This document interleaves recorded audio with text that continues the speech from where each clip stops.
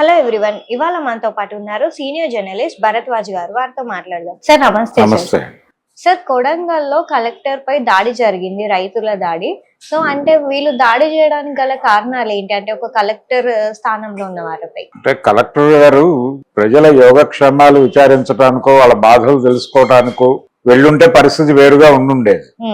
కానీ కలెక్టర్లు ఎప్పుడు కూడా ప్రజలు బాధల్లో ఉన్నప్పుడు, సమస్యల్లో ఉన్నప్పుడు వెళ్ళి వాళ్ళని కలవాలనో, ఓదార్చాలనో, లేకపోతే రెగ్యులర్ గా వెళ్లాలనో, నిజానికి గ్రామ సభ ఏర్పాటు కోసం వెళ్ళాడు ఆయన, ప్రదీప్ జైన్. అయితే ఆయనతో పాటు స్పెషల్ ఆఫీసర్లు చాలా మంది వెళ్ళారు అక్కడికి. మొత్తం ప్రభుత్వ పటాలం. వీళ్ళ ప్రోగ్రామ్ ఏంటంటే ఆ లగచర్ల గ్రామం పరిసరాల్లోనూ, అది ఉద్యాల మండలంలోను ఫార్మా కి సంబంధించినటువంటి, అంటే ఒక క్లస్టర్ కింద తీసుకున్నారు దాన్ని. అక్కడ భూసేకరణ జరపటం వీళ్ళ ఉద్దేశం. భూసేకరణ జరిపి అక్కడ ఫార్మా క్లస్టర్ ని తీసుకురావాలి అనేది ప్రోగ్రాం. అయితే ఈ భూసేకరణని ప్రజలు వ్యతిరేకిస్తున్నారు. అక్కడ మాత్రమే కాదు, ఈ క్లస్టర్ల ఏర్పాటు అనే నిర్ణయం ప్రభుత్వం ప్రకటించిన తర్వాత చాలా ప్రాంతాల్లో నిరసన వస్తుంది. నల్గొండ జిల్లాలో కూడా ఇలాంటి కార్యక్రమమే మొదలుపెట్టినప్పుడు అక్కడ కూడా నిరసన వచ్చింది రైతుల నుంచి. అంటే ప్రభుత్వ భూముల్లో మీరు కేటాయింపులు జరిపితే నిరసనలు ఉండవు. ప్రభుత్వ భూముల్లో గతంలో కేటాయింపు జరిగింది. ఫార్మాసిటీ అని ఒక చోటే ఏర్పాటు చేసేటువంటి ఒక ప్రయత్నం జరిగింది. అయితే కొత్త ప్రభుత్వం, కాంగ్రెస్ ప్రభుత్వం దాన్ని రద్దు చేసి, ఎందుకంటే హైదరాబాద్ శివార్లలో ఉన్నటువంటి భూమి ఇక్కడ ఫార్మాసిటీ అనేటువంటి ప్రోగ్రామ్ రద్దు చేసి అన్ని జిల్లాల్లోనూ క్లస్టర్ల నిర్మాణానికి ప్రారంభం చేశారు వీళ్ళు. ఈ క్లస్టర్ల నిర్మాణం పేరుతో, అంటే ఆయా జిల్లాల్లో ప్రభుత్వ భూములు లేకపోయినప్పటికీ వీళ్ళు ఎక్కడైతే క్లస్టర్ చేయదలుచుకున్నారో అక్కడ ప్రజల నుంచి భూసేకరణ చేస్తున్నారు. ల్యాండ్ పూలింగ్ అంటారు దీన్ని. ఈ ల్యాండ్ పూలింగ్ ప్రోగ్రాం మొదలు పెట్టారు అన్ని చోట్ల. నల్గొండలో తీవ్ర స్థాయిలో నిరసన వచ్చింది.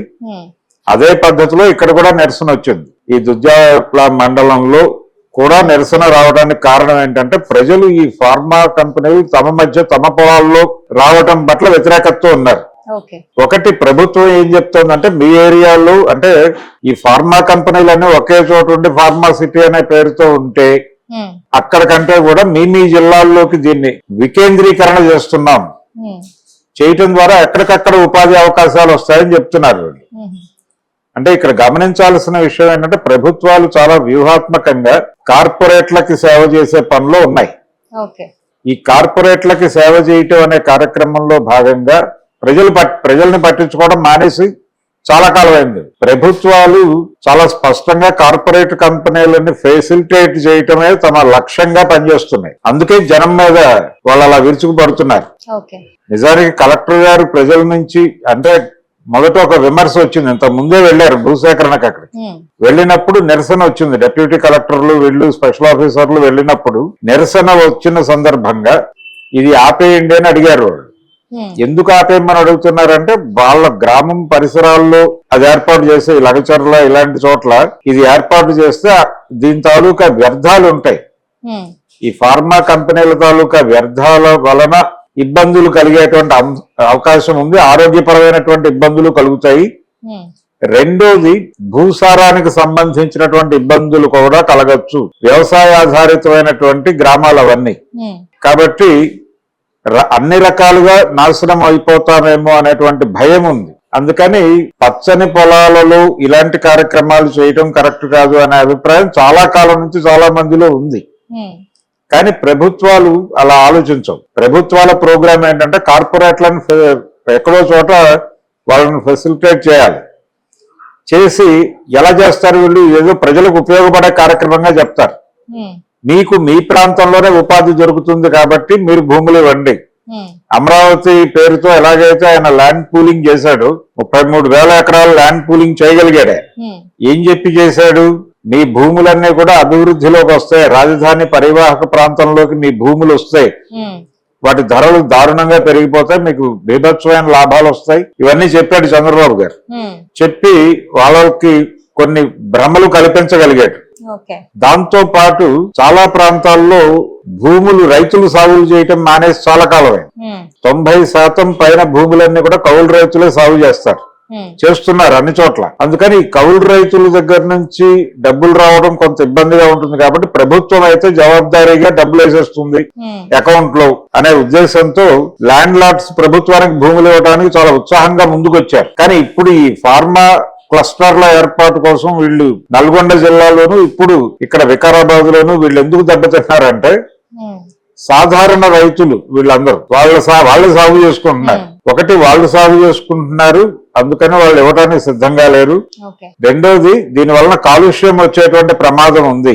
ఇది ఆరోగ్యాలని ఇబ్బంది పెట్టొచ్చు, భూసారాన్ని ఇబ్బంది పెట్టొచ్చు.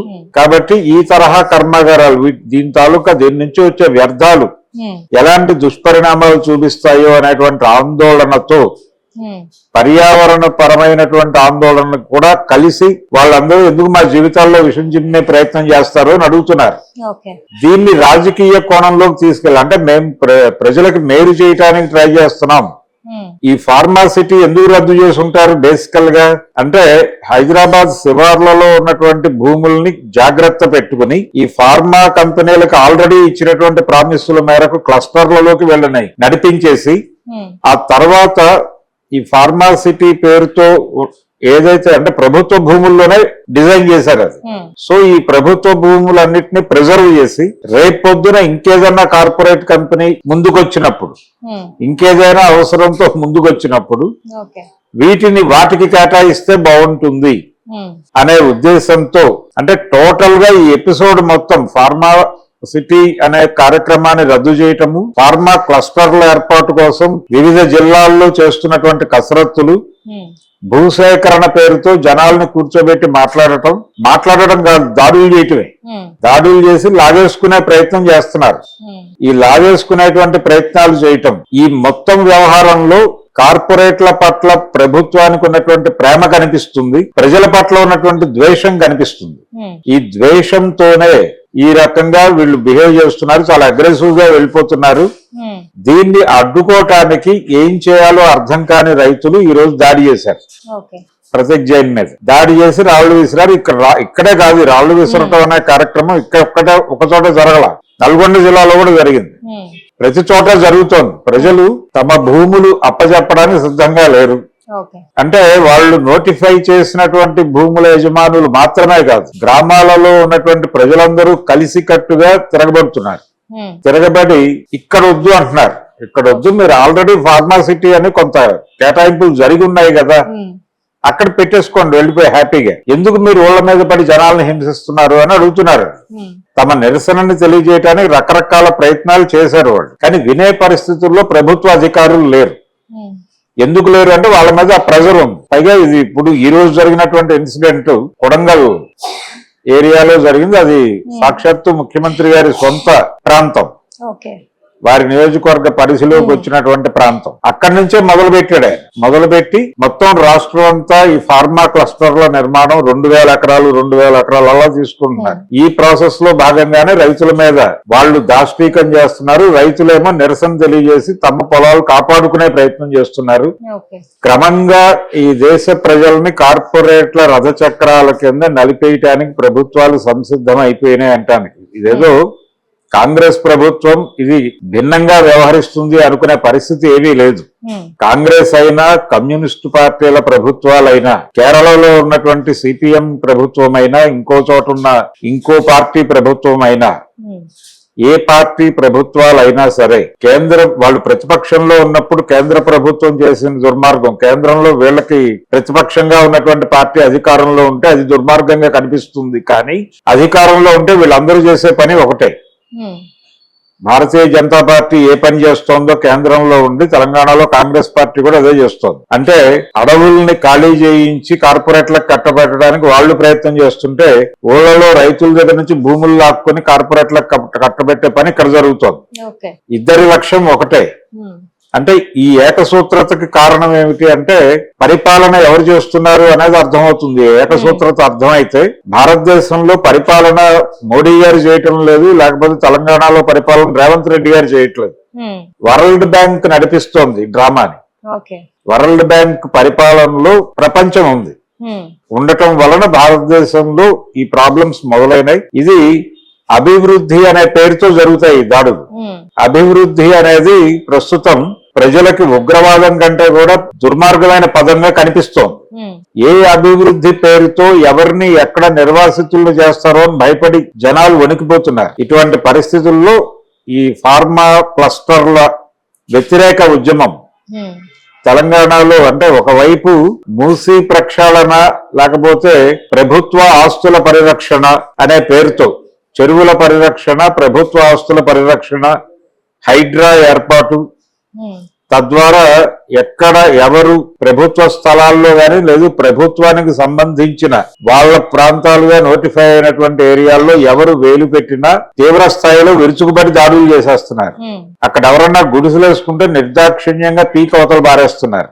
అకామిడేట్ చేస్తాము అని చెప్తున్నారు కానీ అకామిడేట్ చేయడం జరుగుతుందా లేదా తెలియదు, ఎవరెవరిని అకామిడేట్ చేస్తారో తెలియదు. ఇలా ఈ ప్రభుత్వ ఆస్తుల పరిరక్షణ హైదరాబాద్ చుట్టుపక్కల పర్టికులర్ గా ఇది చేస్తూ గ్రామీణ ప్రాంతాల్లో భూసేకరణ ద్వారా కొంత భూమిని అదనంగా సంపాదించుకుని తాము హామీలు ఇచ్చినటువంటి కార్పొరేట్ కంపెనీలను ఫెసిలిటేట్ చేసే పనిలో ప్రభుత్వం రైతులను వేధించేటువంటి కార్యక్రమం నిర్వహిస్తోంది విజయవంతంగా. దీనికి వ్యతిరేకంగా రైతు సంఘాలు నిలబడాల్సినటువంటి అవసరం ఉంది. ఇది ఖచ్చితంగా ప్రజల మీద రైతుల మీద చేస్తున్న దాడే. ఎన్ని కబుర్లు చెప్పినా మీ ప్రాంతంలో ఒక ఫార్మా కంపెనీ వస్తే మీకు ఉద్యోగాలు వస్తాయి అని చెప్పడం ఎక్కడెక్కడ ఇంతకు ముందు కూడా చాలా చోట్ల ఇలాంటి కంపెనీలు వచ్చాయి. ఇప్పుడు నల్గొండ జిల్లా జనాలు కూడా అదే. గతంలో కూడా ఇక్కడికి కంపెనీలు వచ్చినాయి కానీ లోకల్స్ కి ఇచ్చినటువంటి ఉద్యోగాలు పరిస్థితి ఏమిటి అంటే వాచ్మెన్లు గాని ఇలా వాడేసుకుంటున్నారు తప్ప ఇక్కడ ట్రైన్డ్ పీపుల్ దొరకరు. ఈ ఫార్మా కంపెనీల్లో పని చేయడానికి సంబంధించి అంటే లోయర్ లెవెల్లో లోకల్ లేబర్ ని వాడతారు తప్ప పై స్థాయిలో ఉద్యోగాలన్నీ కూడా బయట వాళ్ళకే ఇస్తారు వాళ్ళు.